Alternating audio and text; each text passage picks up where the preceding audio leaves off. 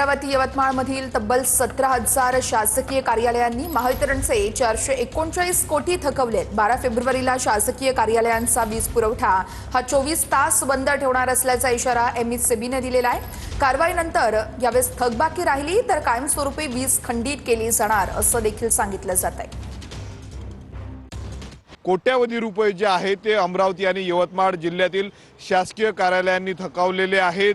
महावितरणचे जे आहे ते जवळपास 439 कोटी रुपये जे आहेत ते थकीत आहेत। अमरावती आणि यवतमाळ जिल्ह्यातील 16,000 कार्यालयांनी जे आहे ते विजेचा भरणा केला नाही। त्यामुळे येत्या 12 फेब्रुवारीला जर आपण पाहिलं तर 24 तासासाठी जो आहे तो वीज पुरवठा जो आहे तो खंडित करण्याचा इशारा महावितरणच्या वतीनं देण्यात आलेला आहे। दुसरे शासकीय कार्यालयावर एवढ्या प्रमाणात महावितरण का मेहरबान असा सवाल जो आहे तो या संपूर्ण प्रकारानंतर विचारला जात आहे। कॅमेरामन अनिकेत दहातोंडेसह मी स्वप्नील उमाप, TV9 मराठी, अमरावती।